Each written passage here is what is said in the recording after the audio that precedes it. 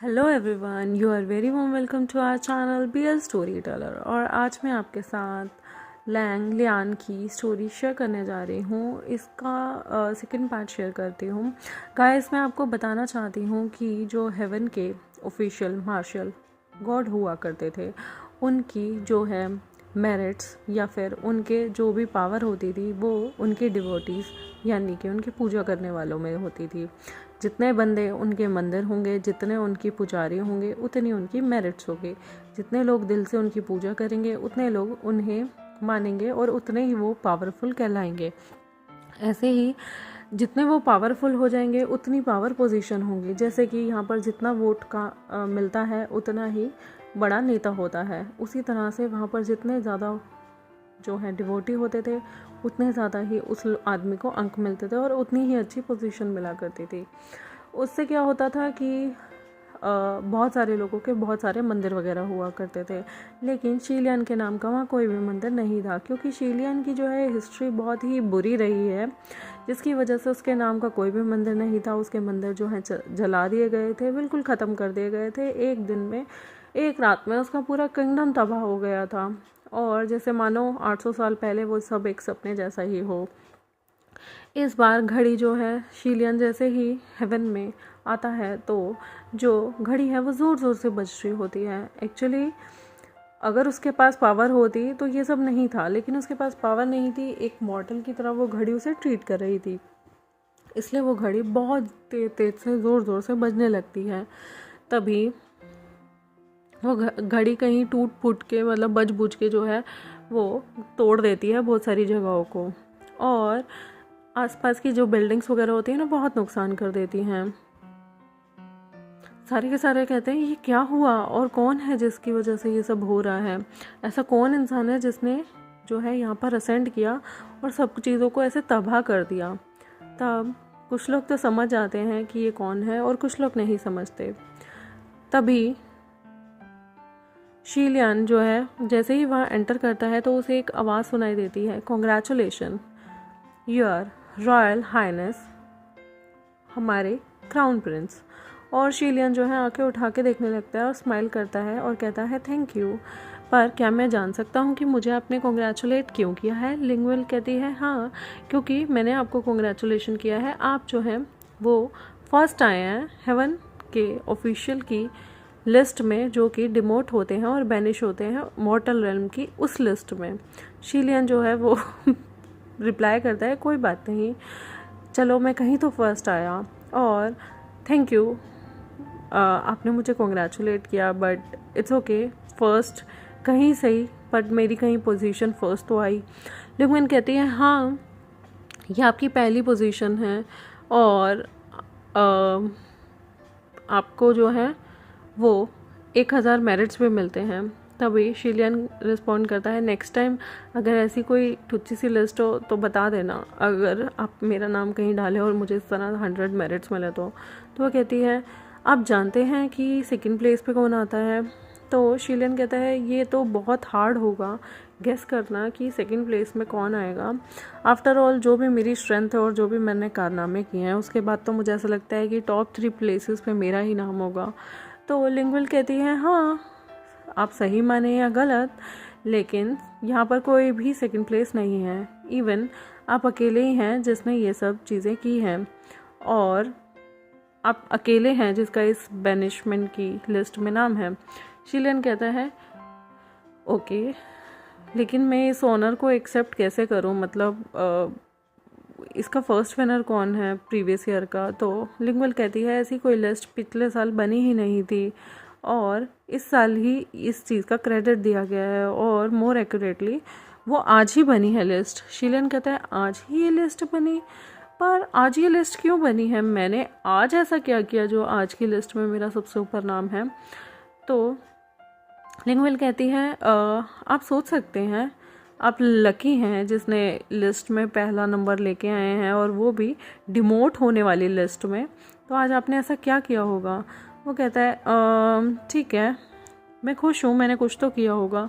तो लिंगविल कहती है कि आपको पता है आपने सीज़ किया है फर्स्ट प्लेस किस कारनामे के लिए? शीलियन कहता है सबको पता ही होगा कि मैंने क्या कारनामा किया है जिसकी वजह से मैंने ये फर्स्ट प्लेस सीज़ किया है। तो लिंगुअल कहती है रुको मैं बताती हूँ, मैं आपको ये बताती हूँ कि पहले उधर देखिए, वहाँ पे ना एक घड़ी है। वो अपनी है ना उंगली पॉइंट आउट करती है। शिलियन को कुछ भी दिखता नहीं है उस डायरेक्शन में, तो वो कहता है कि मुझे ऐसा लगता है कि आप गलत डायरेक्शन में पॉइंट आउट कर रही हैं, मुझे तो कोई घड़ी नहीं दिख रही। लिंगुअल कहती है नहीं नहीं, मैं पॉइंट आउट गलत डायरेक्शन में नहीं कर रही, मैं आपको सही डायरेक्शन में पॉइंट आउट कर रही हूँ। शिलियन कहता है बट मुझे दिख नहीं रही। कहती है हाँ बिल्कुल आप सही कह रहे हैं, वो दिख नहीं रही क्योंकि वहाँ की जो क्लॉक है वो जब आप असेंड कर रहे थे तब इतनी ज़ोर से हिली कि क्लॉक जो थी वो बहुत ओल्ड थी, लेकिन वो कभी भी इस तरह से ज़ोर ज़ोर से नहीं बज रही थी। और जैसे ही आपने असेंड किया वो बहुत बार बजी और टूट गई। जब भी कोई असेंड करता था तो वो सिर्फ एक बार या 2-3 बार बजा करती थी, लेकिन आपके आने की वजह से पता नहीं वो इतनी ज़्यादा बज बज के टूट ही गई और वो बहुत सारे आसपास के हेवन ऑफिशियल्स के ऊपर जाके स्मैश हुई है।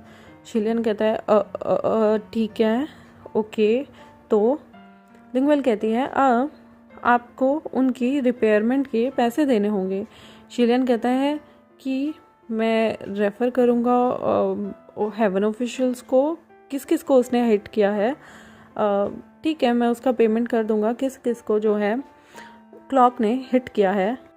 वो जानती थी कि ये एक जो है मार्शल गॉड है, अगर ये एक मुक्का भी मारेगा तो किसी भी चीज़ को 2 हिस्सों में तोड़ देगा, लेकिन ये गोल्डन पैलेस पे जाकर चीज़ें गिरी थी। शिलियन जो है उसे देखता रहता है और शिलियन कहता है क्या मैं देख सकता हूँ इस वक्त क्या हुआ है, किसके उस पे गिरी है। लिंगुअल कहती है अगर आप देखना चाहते हैं तो आप देख लीजिए, ओरिजिनली जो है वहाँ पर अब कुछ बचा ही नहीं है। जब आप यहाँ आए हेवन ऑफिशियल्स में तब यहाँ पर एक गोल्डन पैलेस था जो कि जिसके पिलर बहुत बड़े बड़े थे और वहाँ पर आकर वो जो है घड़ी ज़ोर से गिरती है और जो पैलेस नए बने थे और टेम्परेरी पैलेस थे उन सबको तोड़ देती है। तो शिलियन कहता है क्या इसमें मुझ पे ब्लेम जाएगा। तो लिंगुअल कहती है हाँ आप ही उस चीज़ के रिस्पॉन्सिबल हैं। तो शिलियन कहता है ओह क्या मैंने किसी भी हेवन ऑफिशियल को जो है ऑफेंड कर दिया है जैसे ही मैं यहाँ आया हूँ। तो लिंगुअल कहती है आप उन्हें रिडीम कर सकते हैं अगर आप करना चाहें तो कहता है शिलियन पूछता है मैं उन्हें रिडीम कैसे, मैंने उनकी सामान तोड़ा है तो भैया मैं उसे रिपे कैसे करूँगा। तो कहती है बस ज़्यादा नहीं 8,880,000 मेरिट्स देने हैं। शिलियन स्माइल करता है, कहता है ऑफ कोर्स मुझे पता है कि लिंगुअल कहती है ऑफ कोर्स मुझे पता है कि आपके पास इतने नहीं है मेरिट्स, और रुको मैं इसका जुगाड़ कुछ करूँगी। तो शिलियन कहता है फ्रैंकली वो बोलता है कि मैं कैसे बोलूँ और मैं बहुत ज़्यादा सॉरी हूँ उन लोगों का जिनका मैंने नुकसान किया, और मैं उनसे रिक्वेस्ट करूँगा कि एटलीस्ट मुझे सिर्फ इसका 1/10 हिस्सा ही देने के लिए बोल दे, क्योंकि मैं तो वो भी देने के लायक नहीं हूँ, मेरे पास तो मेरिट से नहीं है, क्योंकि उसकी स्पिरिचुअल पावर जो थी वो ब्लॉक थी, और दूसरी बात उसके नाम के कोई टेम्पल ही नहीं थे, कोई बंदा उसके नाम की धूप बत्ती नहीं जगाता था। तो शिलियन जो है वो ये सब बोलता है, वो कहता है कि क्या आप थोड़े से क्या आप मुझे नीचे गिरा सकते हैं और एक किक मार सकते हैं और मुझे 8,880,000 मेरिट्स दे सकती है। तो लिंगुअल कहती है मैं एक लिटरेचर गोल्ड हूँ, अगर आप चाहते हैं कि कोई आपको किक मार के नीचे गिरा है तो आपको उन मार्शल गोल्ड से कहना चाहिए, और जितनी तेज़ आपको किक लगेगी उतनी अच्छे आपको जो है यहाँ पे पॉइंट्स रिसीव होंगे, मेरिट्स रिसीव होंगे। शिलियन हंसते हुए कहता है ओह ठीक है, मुझे सोचने के लिए, थोड़ा सोच विचार करने के लिए आप थोड़ा टाइम दें। लिंगुअल जो है उसके शोल्डर को ऐसे हाथ से थपथपाती है और कहती है कोई नहीं, आप अपना मूड मत ख़राब कीजिए, जब आप उनसे इनकाउंटर होंगे एक माउंटेन में तो वहाँ पे ज़रूर एक रास्ता होगा। शिलियन कहता है मेरे केस में जो है वो बोट जब किसी किनारे पे पहुँचने वाली होती है ना उससे पहले ही डूब जाती है। मैं तो वैसे भी इतना मनहूस हूँ, क्योंकि 800 सालों में उसने मनहूसियत ही झेली थी, जहाँ वो जाता था सब कुछ बर्बाद हो जाता था, सब बिगड़ जाता था और सारा इल्ज़ाम उस पर आ जाता था। ना तो उसका कोई बिलीवर था, ना कोई इसके लिए इंसेंस जलाता था, ना कोई उसका वर्शिपर था। तो शीलियन को ये चीज़ बहुत अजीब सी लग रही होती है। शीलियन जो है वो स्पिरिट कम्युनिकेशन एरे में एंटर करता है। उसे जो है एंटर करने के लिए लिंगवेल कहती है। पहले तो वो अपना 800 साल तक पासवर्ड भूल जाता है। उसे 3 दिन तक पता ही नहीं होता मैं एंटर कैसे करूँ। जैसे ही वो एंटर होता है वहाँ पे सुनता है कि उस एरे में जो है बहुत सारे लोग अपनी ही बातों में लगे हुए हैं, हलचल चल रही है। और 800 साल बाद वो वहाँ पर आया था तो उसे पता ही नहीं था कि कौन क्या है कौन नहीं, क्योंकि उसने कभी किसी की ना अपडेट नहीं ली होती हेवन ऑफिशियल्स की, ना ही उसे किसी से कोई मतलब होता था। तो एक बंदा वहाँ पर कहता है अपनी है ना शर्त लगाओ कि रॉयल हाइनेस जो है क्राउन प्रिंस वो कितना प्रिजर्व करते हैं और वो एक बार और जो है डिसेंड करेंगे या नहीं। तो दूसरा बंदा कहता है मैं 1 साल की शर्त लगाता हूँ। तीसरा कहता है 1 ईयर तो बहुत ज़्यादा हो जाएगा। लास्ट टाइम जो है उन्होंने जो है सिर्फ 1 इंसेंस स्टिक जो है उसके नाम की कोई नहीं जलाता, तो मुझे नहीं लगता कि वो 3 दिन से ऊपर टिक पाएगा। और मैं आपसे शर्त लगा के कहता हूँ कि वो 3 दिन में ही, सिर्फ 3 दिन में ही वो यहाँ से भाग लेगा। तो ये सारा चीज़ें ना शीलियन जो है वो चुपचाप है ना उस एरे में सुन रहा होता है। दूसरा कहता है 3 दिन भी मुझे लगता है कि ऑलरेडी निकल चुके हैं, तो क्या वो यहाँ से भाग गया होगा, क्योंकि उसके पास तो स्पिरिचुअल पावर ही नहीं है, ना वो एरे में आ पाएगा। एरे में नहीं आ पाएगा तो वो ज़्यादा देर कहाँ टिक पाएगा, ना किसी से बात कर पाएगा। ये सब सुन के ना हेवन के डाइटी उसका कहीं ना कहीं मजाक उड़ा रहे होते हैं। शीलियन को ना सीरियसली ये चीज़ बहुत बुरी लगती है, लेकिन वो कहते हैं ना मरता क्या नहीं करता, उसे समझ नहीं आता कि वो क्या करे, क्योंकि बहुत सारे मार्शल आर्ट और लो लेवल के भी लोगों के पास स्पिरिचुअल पावर थी, उसके पास कुछ भी नहीं था। खुद को क्या इंट्रोड्यूस करा है, उसका नाम ही मनहूसियत निकाल दिया था, डीमन बोलने लग गए थे लोग। उसे तो शर्म आती थी कि मैं अपना इंट्रोडक्शन क्या ही दूँ लोगों के सामने।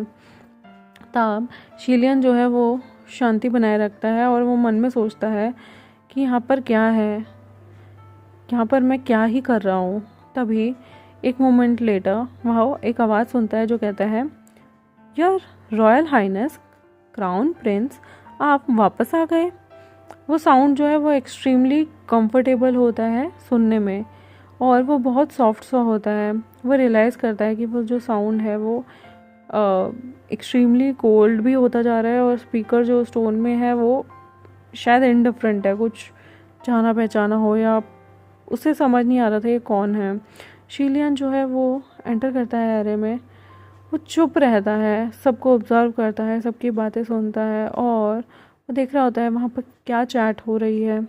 हेवन ऑफिशियल जो है वो इनिशिएटिव लेते हैं उससे बात करने के लिए या नहीं, बट किसी को भी कोई फ़र्क नहीं पड़ता, किसी को उससे कोई फ़र्क नहीं पड़ता होता है। तब वो कहता है हेलो एवरीवन, मैं वापस आ गया। तब वो जब ये बोलता है तो कोई भी बंदा, किसी को भी कोई फ़र्क नहीं पड़ता था वो आया है नहीं आया, कौन है क्या नहीं है। हेवन ऑफिशियल जो है कंटिन्यू अपनी बातों में लगे रहते हैं और कहते हैं यह टाइम रॉयल हाइनेस आपके असेंशन का है और प्लीज़ इसे कुछ बड़ा कीजिए, कुछ यादगार बनाइए। वो बेचारा क्या ही यादगार बनाएगा जिसके पास ना रहने की जगह है, ना खाने की जगह है, ना पीने की जगह है। तभी वो सुनता है लोग बाग उसे your highness, your majesty, general lord, इस तरह की बातों से बुलाया करते थे। वो कहने के लिए ही हेवन ऑफिशियल्स था या एक टाइम पे वो क्राउन प्रिंस था इसलिए उसे इज्जत मिल रही थी, वरना तो ये लोग उसकी इज्जत भी ना करें। वो जो है इतना तोड़फोड़ मचाने के बाद सबके मन में ना गूज़बम्प आ रहे होते हैं, क्योंकि जिसकी उसने जगह तोड़ी वोड़ी होती है ना वो बंदा बहुत गुस्सा करने वाला माना जाता था। तो सबके ना तोते उड़े हुए थे कि वो बंदा कैसे रिएक्ट करेगा।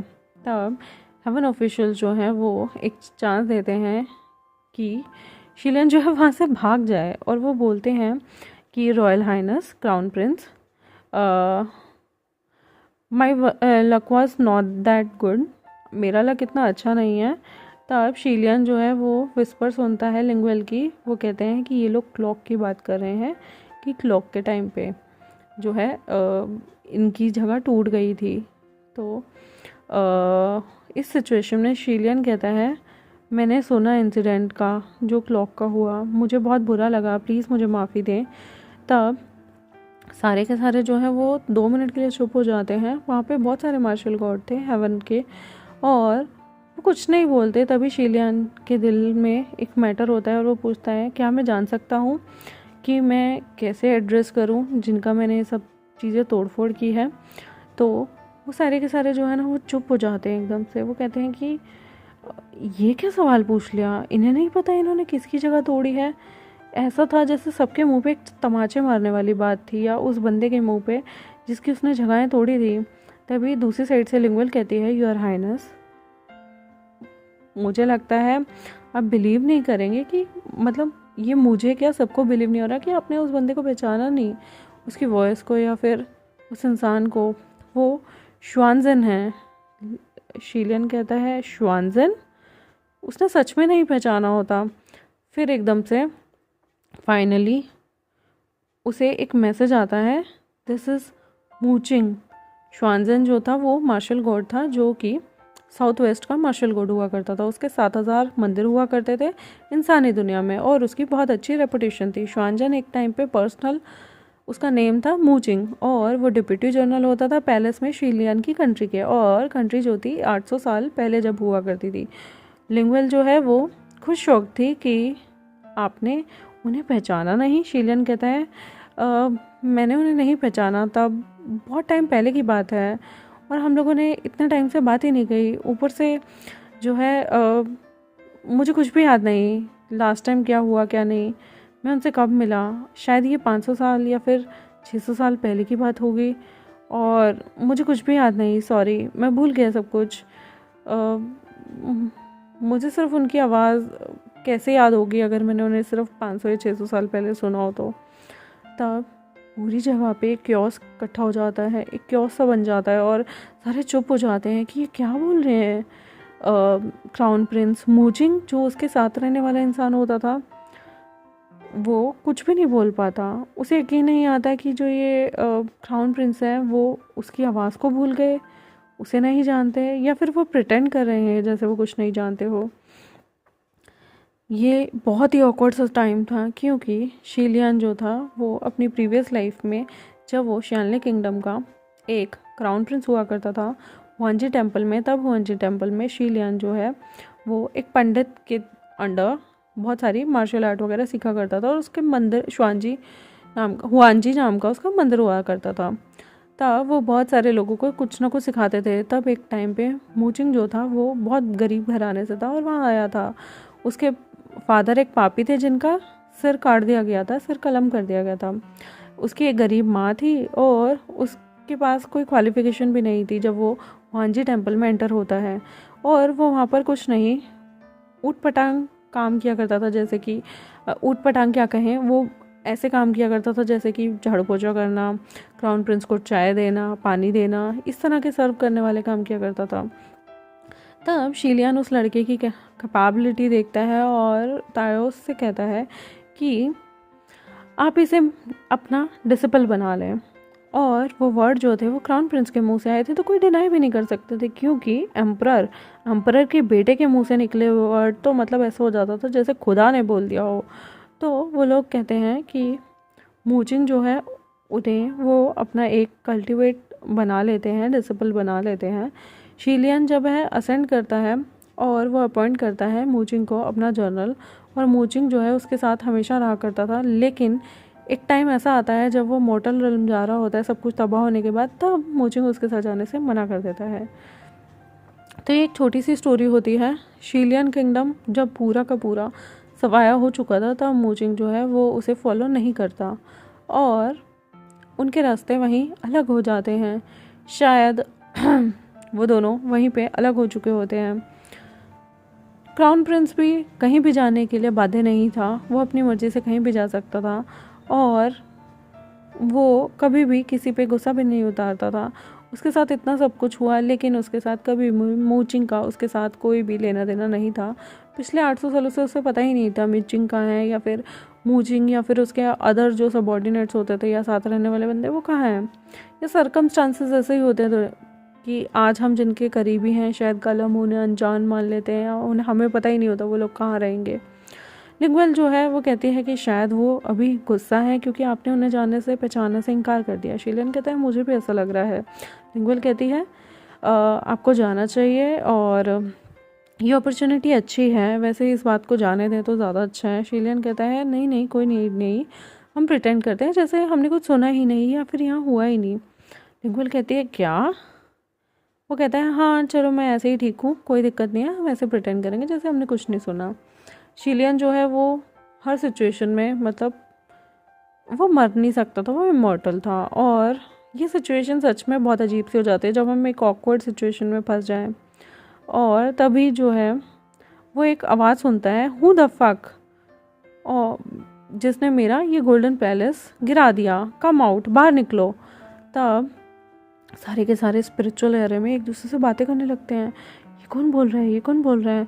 और उनके जो है पेट में गुदगुदी सी होने लगती है, बटरफ्लाई होने लगते हैं कि आज तो कुछ होने वाला है, पक्का लड़ाई होने वाली है, बहुत ज़्यादा सस्पेंस होएगा। लेकिन वूचिंग जो है वो हंसने लग जाता है। तभी वो पर्सन कहते हैं एकदम ठंडी आवाज़ में, तुम थे जिसने वो तोड़ दिया? ऑल राइट वेट, कोई नहीं।